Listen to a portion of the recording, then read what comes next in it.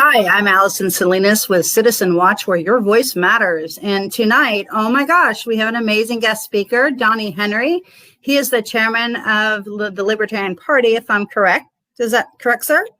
Chairman of the Libertarian Party, Peoria County, but I'm the vice chair of the state party. So nice, awesome. So welcome to Citizen Watch. How are you doing this evening? Doing great, Allison. Thanks for having me. And like I told you right before here, thank you so much for doing this. It's, we're not really getting the full story in the media. So independent media like what you're doing is really the best way for us to gather information. So thank you. Absolutely. No problem. We're glad to have you.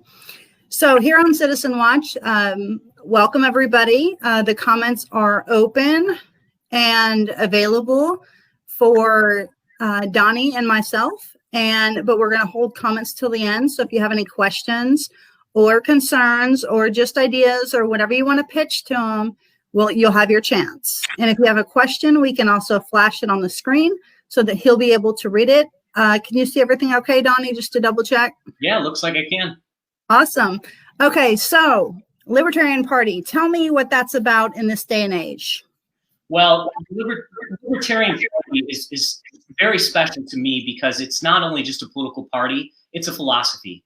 And so when you really look at libertarianism, I think oftentimes we get labeled as, we're fiscally conservative and socially liberal. And I don't think that's necessarily wrong, but I think you have to go deeper into the philosophy to really understand what we believe. It starts in like the 17th century. I always wear this shirt. It's of John Locke. He's a 17th century philosopher. And back in the olden days, he came up with this philosophy that everyone is born with inalienable natural rights. So you have a right to your life, you have a right to your liberty, and you have a right to your property. And we're born in nature with those rights. There's nothing anybody can do. They can take it away from you after, but you begin life with them. And so what we do is we form a government because in this natural state of nature, the biggest, baddest person can take your liberties and take your rights and take your life. So we form a government to basically protect the rights of the ultimate minority, which is the individual. And so when you hear me say that, you probably are starting to think, well, that sounds an awful lot like the Declaration of Independence and the Constitution.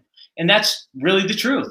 Thomas Jefferson took those ideas from John Locke, and they were such great ideas that they used them in our founding documents. And that's really what libertarianism is all about, is protecting the rights of the individual, which is the ultimate minority. And so we just want to get back to the founding documents. We want to get back to the Constitution because the government's sole role is to protect liberty, to protect the blessings of liberty. And so libertarianism is all about that. We believe that you should never use force to achieve political goals.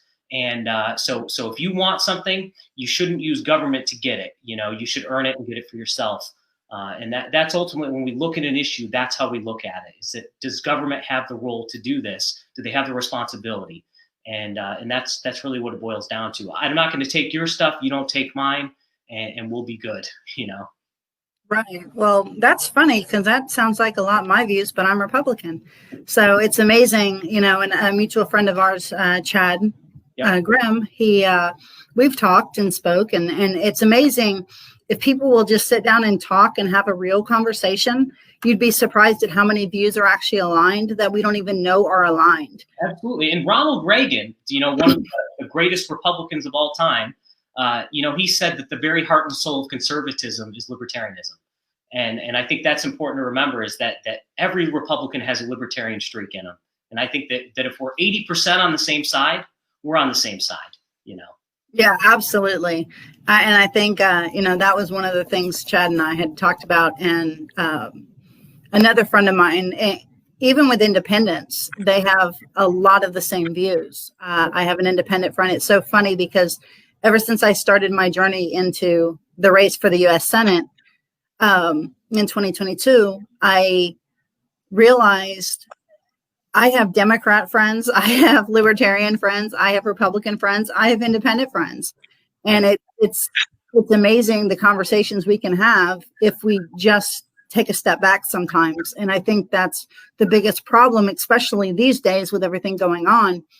It's very hard to stay focused, stay centered, and have that conversation. Yeah, and I think most people come from a background that shapes their political philosophy. I came from the Republican Party.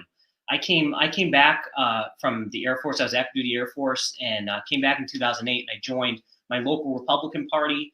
I started the Young Republicans there. I was a precinct committeeman, and really it was this guy right above me. Well, not that one, this one. I'm trying to Ron Paul.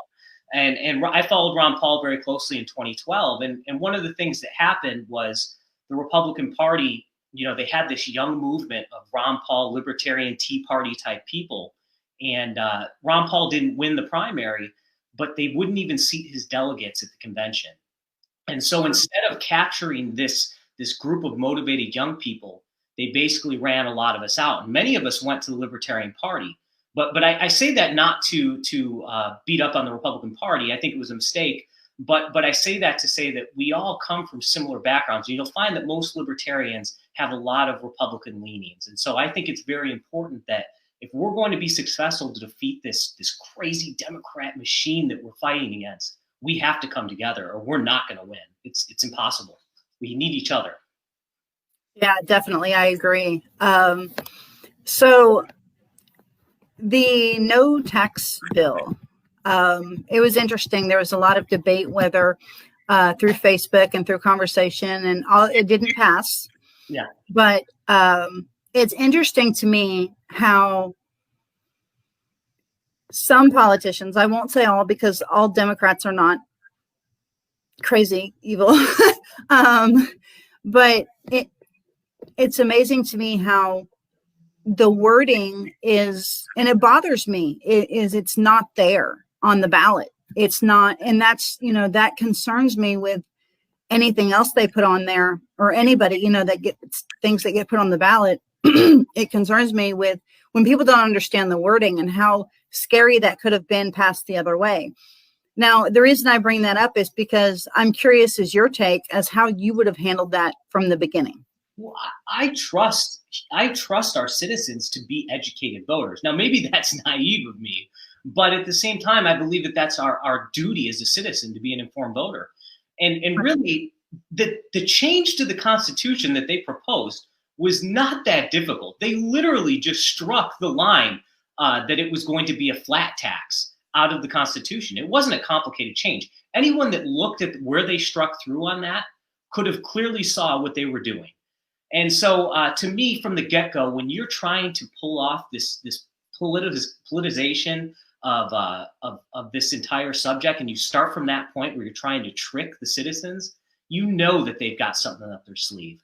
And it was clear from the get-go that this change to the Constitution was solely to pit tax brackets against each other. They started off by saying only people over 250,000 are getting a tax increase, but it was going to take maybe a year or 2 years before they started going on down the food chain. And because there's never enough. These people are pigs at a trough in Springfield. It's never enough for them. They keep saying, well, we just need a little bit more. We just need a little bit more. And it's never enough. So clearly the people of Illinois realize these people aren't trustworthy. We need to keep some sort of hold on them. And that flat tax is probably one of the only good things we've got going for us. So right. Huge victory for us. Absolutely. I was thrilled when that happened, although I worried only because I knew what Pritzker would do. And he did exactly what I thought he would do. And it was find ways to punish us more. Now, that's just my opinion and my view. But, and I think, and I do want to talk. I know a lot of people are real sick of the word Pritzker right now. I know he's our governor, in all due respect. But the problem is I've talked to several people and they have different views about it. And it's very interesting. And a good friend of mine who helps me with my campaign, Dean Gasper, he mentioned, he said, he just handled it the wrong way from the beginning. If he would have handled it a different way, because my original view was, you're money hungry, you're ripping out toilets. What are you doing?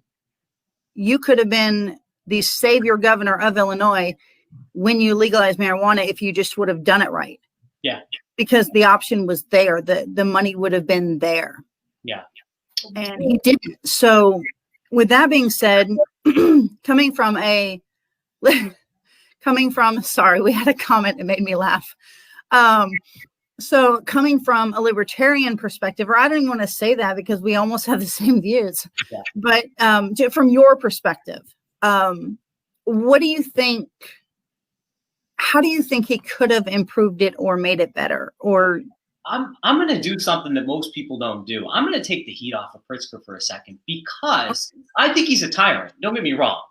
But the fact is that the legislature could have acted on this from the get-go. And not only do you, and trust me, I understand that the legislature is heavily Democrat, and the legislature doesn't want to act because it's not a popular thing. Nobody is a fan of these lockdowns. Even if you talk to most Democrats, they're not a fan of these lockdowns. But the fact is the legislatures could have acted. And then I look at the leadership that's supposed to be there, the opposition party, the Republicans. You look at someone like Keith Sommer in the 88th district, who's been there for 21 years. Silence. And so to me, it's a lack of leadership, at least from the Republicans. The Republicans should be standing up and jumping up and down on their desks, making a scene to get this taken care of. And they haven't. And the Democrats are the same way. They want to keep the heat on one guy, J.B. Pritzker, who is an absolute tyrant, who has no authority to do any of these lockdowns or anything.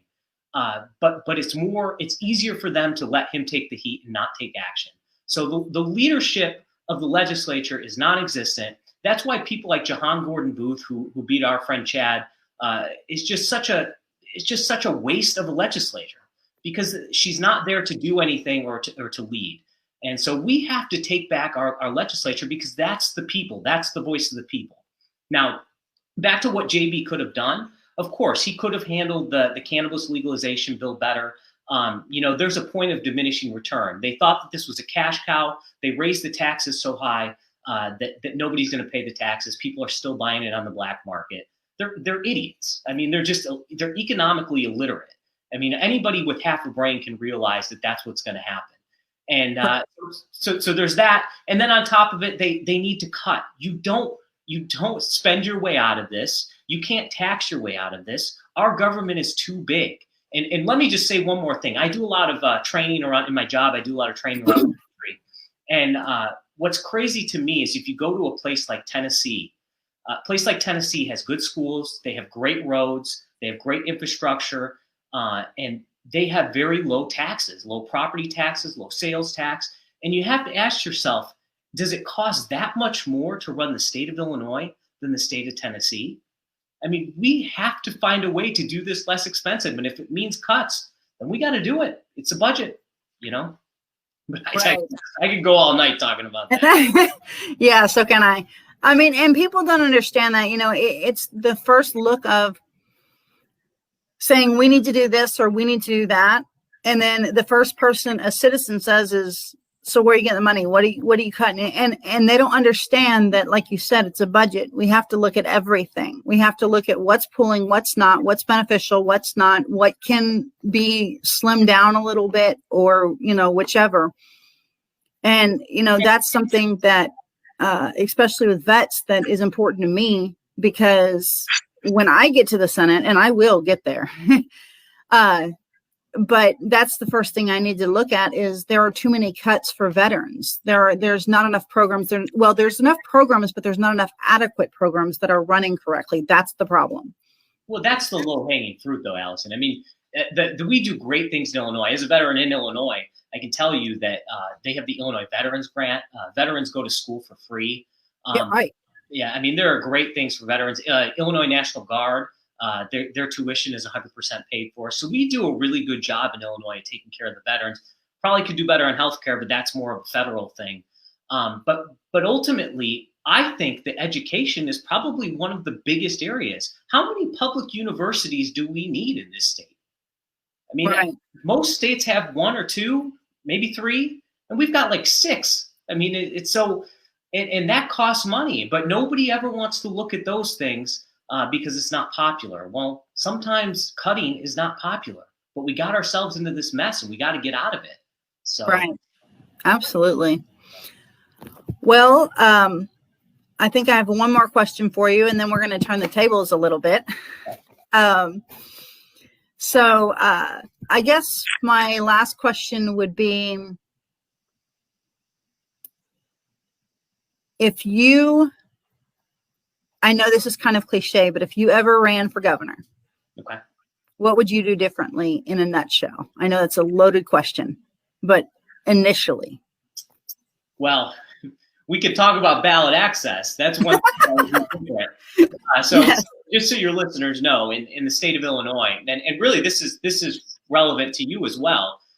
Illinois is ranked 49th out of 50 in ballot access laws. We're the second worst in the nation in ballot access. And that's not just for third parties, that's for major parties as well. So when you go and you run for Senate, you've got to get 5,000 signatures, and you're going to turn those in what, December or November of next year? Yes. And so you'll have to turn those in, and then you'll run in the primary. For third parties and independents, we don't get to start collecting petition signatures until after your primary. And so we have 90 days after your primary to collect 25,000 signatures. And then we have to get double that because the Republicans and Democrats send lawyers in to try and invalidate it. So really at the end of the day, we're getting a 3-month campaign. And as you know, it's going to be difficult for you even to fundraise until you know you're going to be on the general election ballot. So for third parties, ballot access is a big thing. But what would I do different as governor? Look, I think it's very clear that we're not getting out of this mess in Illinois until we amend the Constitution to amend pensions. And a lot of people scream that pensions are a promise, and I agree. I do agree that it's a promise. But at this point, we're making a decision on whether we fund pensions at 70% or they get nothing. Because if this keeps going on, these people that are on pensions will get nothing because we will go bankrupt. And so I think that it's going to take someone that's not inside the two-party system to be able to say these things, and I do think that there's ways that we can make cuts. I think that there are clever ways that we can raise revenue. I think that as far as I'm concerned, I agree with our mutual friend Paul Durr that I think it's time that we look at an Illinois separation. Chicago owns this state. If I think the stat is that if Cook County votes 80% one way, it doesn't matter what the rest of the state votes. I actually think it might be less than that. If Cook County votes one way, we really don't get a say. We could do an electoral style system in Illinois if we really wanted to save Illinois, but Illinois is headed towards bankruptcy. And cities like Peoria, we're already in the bankruptcy stage, whether we want to admit it or not. 100% of our taxes in this city are going towards pensions. So, maybe it's 95% for fire and 100% for police, but we're basically putting all of our tax money towards pensions in the city. So yeah, it's a glim situation, but I think the biggest thing that we could tell someone as governor, if you're running for governor or if you're running for state legislator or anything that you're running for, is to tell them that either you conform or you get nothing.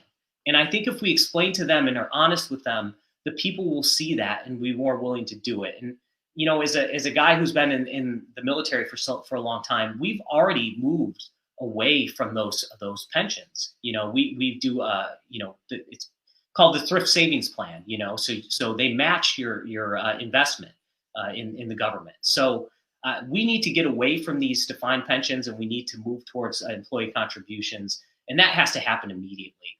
And really, if we don't touch pensions, we're not going to fix anything else. So I know that's kind of gloomy, right? Well, it is what it is, though. And that's the problem. That's what people don't want to see is they don't want to see, Darren Bailey, you were talking about earlier how the Republicans are just sitting there. Uh-huh. They're making themselves become the silent majority. Yeah. It's not just Bailey. There's several candidates that I have seen call Republicans out and say, hey, look, you can't blame them for this if you're not willing to stand up for this. Yeah. And it's all about standing up, voicing your opinion, and doing something about it. All right, ladies and gentlemen, this is Donny Henry, and he has been a gracious guest at Citizen Watch. And now we get to do the fun part, and not really for me, but for him. He promised not to be too hard on me, guys. So, so we're going to turn the tables. So now he's going to interview me, and he's, with respect, allowed to ask anything he wants. Go for it. Well, Allison, I'm going to kind of gear this because we've talked about Illinois quite a bit, and obviously you're running for Senate, so a lot of your issues are going to be more federal. As a veteran, one of the things that I've watched is we've been at war for 20 years. in wars that, Article 1, Section 8 of the Constitution says we're supposed to declare wars, but we haven't done that since World War II. So I guess I'd just like to know kind of where your thoughts are. Is it enough already? What presence should we have overseas? Should we be cutting defense spending? I mean, what are your ideas in foreign policy? Or do you think that the foreign policy of the last 20 years is the way that we should continue on? Well, I definitely don't think it should continue on. Yeah. There's several changes that I think should be made. And I really believe that we don't really need to go into another country to declare war, or, as I call the simple term, mess with things, unless there's a reason for it. And by a reason for it, I mean, if they're threatening us or they're coming at us wrong, then we need to address that. But just coming in there to either try to control it, or sometimes I think we do more harm than good when we do that. If we go in without a direct purpose, then we're defeating the purpose. So I don't like that. I think it needs to lessen a little bit. And I apologize because I've had a super long day. What was the last question you asked me? I guess let me just ask more directly. I kind of was asking, kind of leaving it open for your what you wanted to say on it. But I guess my question would be, do you think that we should have to declare war before we go in and topple a regime? Or do you think that what we did in Libya, toppling Gaddafi, trying to take out Assad, overthrowing Saddam Hussein? I mean, should the president be able to take us to war, or does Congress have to have a role in that?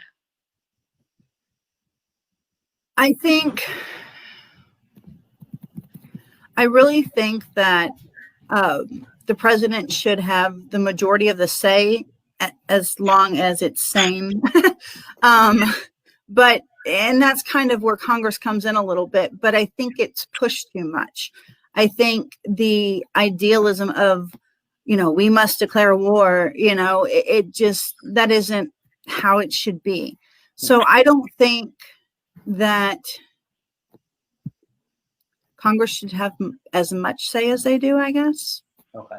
Yeah. So, and that's okay. We're a little bit different. I think the libertarian perspective is that, Article 1, Section 8 says Congress will declare war. And I think over the course of the last 50 years, Congress has shirked their duty and with these authorizations of use of military force. And I do understand that the world has changed. And so I think that we're always having this battle between, do we stick to the Constitution, or do we, are there extenuating circumstances? So, and I understand right. that's important too. Extenuating circumstances are, and that's where the Congress comes in. That's good. If there's extenuating circumstances, there's always, well, I don't know. Now that I think about it, I may actually retract that, because it takes a village to raise a child, and it takes a village to raise a state. Yeah. So if everybody's on the same page, at least somewhat, you don't have to always agree. We can agree to disagree and still get to the end result somehow. Yeah. As long as the communication is there. That's the key part. Yeah. And as long as Congress is, like you said, they have a good rap on what they need to do and where their stance is. So, I mean, yeah, I can see what you're saying. I can agree with that. Well, you know what? We can continue this combo down the road, and maybe we can learn from each other. So absolutely, that's a good thing. Okay, so I'm going to shift gears, and but if you have more to say on it, tell me. No, I'm good right now. I'll shift gears. So I guess one of the things that I have always had an issue with Republicans is, they talk a big game on the Second Amendment, but then when it comes time to it, they're ready to wheel and deal and give up our Second Amendment rights. So I want to know, how two-way are you? And when I asked that, one of your early opponents, Peggy Hubbard, she had a situation where she walks around, she wears heels with pistols on his heels, and she went into a school once and said that she's concealing carry in a non-concealed carry zone. And then when the police came and showed up, it turns out that she was lying.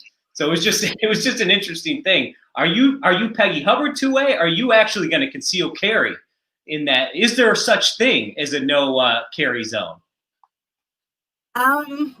I'm definitely conceal and carry. I'm very pro Second Amendment, 110%. Definitely not a Peggy Hubbard. I'm not walking into a school, period. Unless, you know, it's, and I think her angle is more of a power trip angle. Yeah. Or a control angle. Yeah. And I think that's where she's trying to gear it, which is completely the wrong way to go about it. So I'm definitely, to answer your question, I'm definitely pro Second Amendment. Actually visited my local, when I lived in Peoria, I visited the NRA. Supposed to go back later, and they're going to take pictures of me shooting. So they got to teach me a little bit. I mean, I've shot a gun before. Yeah. When I was little, my dad took me to a shooting range a couple times, and I'm all for, you know, again, the Second Amendment, your right to protect your home and your family. And, you know, especially with everything going on today, it's nuts. It's crazy. I don't agree with the couple that, you know, I don't remember their names off the top of my head, but there was a couple, in St. Louis, right? The couple in St. Louis. Yeah. Yes, that couple. Yeah. I don't think they ever should have been arrested. They were protecting their home and their right to be there safely. Yeah, absolutely. And I don't think that should have happened. But I think that answered your question. So. No, and by the way, you don't have to wait to go to the NRA. I'll take you over to Camp Shooting Sports. By the way, the best place in the Peoria area, Camp Shooting Sports. Yes. We can go shoot anytime you want. So. Yes, and I actually filed for my FOID card, but like many people, I'm still waiting. I filed to renew mine 5 months ago, and it's nothing. So it's crazy. Wow. This is want to talk about tyranny? That's it right there. Okay. Right. So I will, I'll shift gears again. I know I've asked you a couple of hard questions. So, but these are good things. I think I think libertarians want to ask that too, you know? Right. Hard questions are good. That's what we need. Yeah. And so I guess the next thing is, and this is more of a I know where your answer is going to be, but I think it's important that you tell people about this is, you know, the national debt is at $27 trillion. We are $150 trillion in unfunded liabilities. I mean, literally we are a poor nation at this point. I mean, we're in so much debt that future generations are going to be enslaved to this. And, you know, a lot of times I'm very negative on this because I look at the federal government and I'm like, we're in big trouble. But give us hope. Give us some hope, Allison. What would you do? Is there a way out? What can we do to get that national debt paid off? Well, yes, there is hope if I'm in office. And a lot of my comrades that are going to be running in 2022 as well. With Chris Roper running as governor, we'll make a serious power team and fix the state. So as far as taxes go, I like the flat tax rate. I think that needs to stay. That's very important. And I think as far as when you talk about cutting things and, you know, budgets that have to be cut, when it comes to the taxes, we have to be able to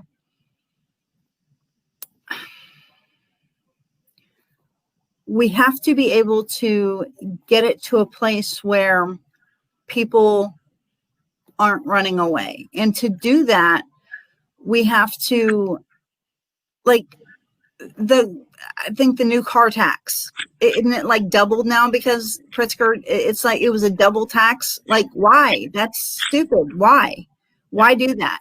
There's double and triple taxes on several things. And there's places in Washington where we can cut this safely and look at things that are overtaxed and over budgeted and just slim those down. It's almost like trimming the fat. It's just get up there and start looking at everything that we have taxed on. And I have to look at all, you know, I'm kind of new to this game a little bit. So we have to look at all of the different tax laws and what's taxed and what's not and what's double taxed. And when I saw the gas prices, my God, they just need to stay the same. That'd be great.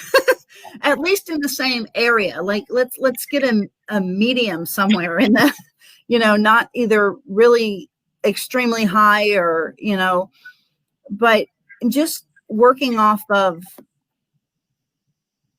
even the things that are double taxed alone, it just has got to go. We need to trim the fat when it comes to that. One thing that people don't realize is that, I mean, there's a couple of things going on. And the fact is that there's an embedded tax in every good and service that we make. Right. There's so many taxes down the production line that companies just pass those taxes down to the end consumer. Corporate taxes are bullshit. I mean, no corporation pays taxes. They charge the consumer more money for their good or service. And so I think that making people realize that is the first step. And then I would also say that, the Federal Reserve, when we this debt that we talk about, every time we print more money, the purchasing dollar that you and I earn in our paychecks is less. And so inflation is a real thing, and it's a hidden tax. And I think that the biggest thing that we as libertarians and conservatives can do is just educate people that they're being told lies. I mean, absolutely. And I think that's huge. And I know that you agree with that, but it's just crazy how little education there is out there. And I think that's our. Oh, absolutely. I can't tell you how many people I talk to that don't know the simplest things just because they're not. It's not because it's not their fault. They're not educated about it. Yeah. They're not educated, and this is a little bit, on the sidestep of it, but with the lockdown, they're not educated. Yeah. They're not. I walked into a dollar store and they have no clue that on July 2nd, Pritzker went to court and lost. They have no clue that case even exists. And that's just that with that, not to mention, our taxes and where they go and what they're used for and just the combination of it, Absolutely. So we have some comments that are pretty awesome, I think. Yeah. Let's see if I can. Chris Roper had said lower taxes, update / streamline programs, cut defunct programs, stimulate growth. Absolutely. Yeah. Awesome. And Chris, I would add this, that it used to be that the Republican Party was the party of ending the Department of Education, and they haven't been that for a long time. Things like education should be handled at the local level. You could cut an entire federal department of bureaucrats and put that at the state and local level. I mean, there's so many things at the federal government level we could just cut immediately and save that money and keep it in our local communities. So yeah, absolutely, man. Absolutely, and he's definitely one for governor. That's for sure. Yeah. He is. Chris Roper is a retired or ex. I don't know if it's ex or retired, but pardon me. Not only police officer but vet. Oh, so cool. I intend to take him to Washington with me if he does not become our governor. And even then, we're still going to try to do it.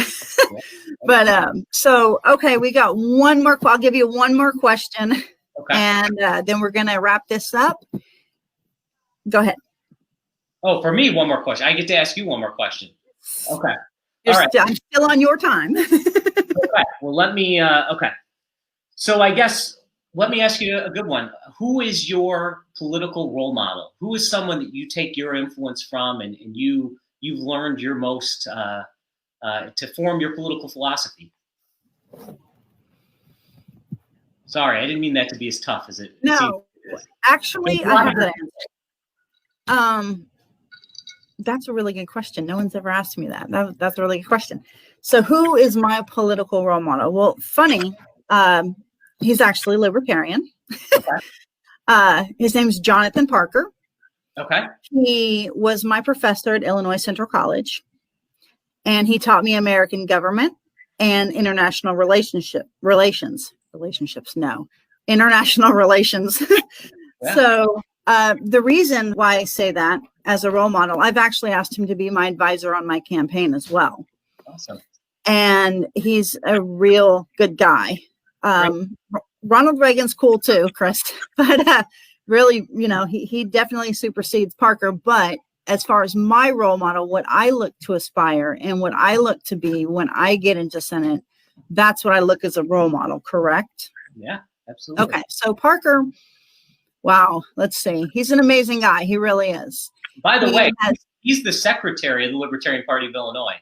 So he's very closely with them. Great guy. And they're having a baby. So I know. I heard. I saw the news. So congratulations, Parker. I know that him and his wife have been wanting this for a very long time. And, dreams come true. And, we put... He's well played COVID. So I thought that was funny. Yes.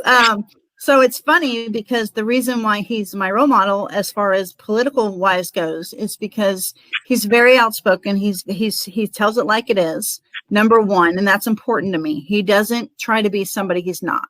Yeah. And that means something to me. He has seen me at my worst being my professor. I am a 3-time cancer survivor. I know I've mentioned this several times in my lives, or not. Well, it's in my, I have an in-depth on my Senate page. So I speak of it a little bit there, but I am a 3-time cancer survivor. And when I was a student at Illinois Central College, I was fighting cancer and graduated at the same time. That's awesome. So Parker, I can't tell you how many times I've cried in his office. I've wanted to throw things. He lets me sit there. He's kind of a mentor to me during my 2.5 years at Illinois Central College. And I say in half because I spent another summer there. Yeah. But still, he's very driven. He's very passionate, and his views are very centered. And to me, it's the person, not the party. Yeah. And he represents that full and clear. So there's that answer. So, wow, you are the first guest that we went overtime, but that's okay. Right. We have fun. So, okay, guys. So thank you for watching Citizen Watch with Donny Henry. And thank you so much for being here with us. We appreciate it again. And you guys stay tuned. Monday, 7:30 next week, we'll have another guest. I will announce it. It's not been determined yet. I'm still waiting on some confirmations. So that's good. But you guys have a safe and wonderful Monday. And God bless. Have a nice night, Donny. Yep, you too. Thanks, Allison.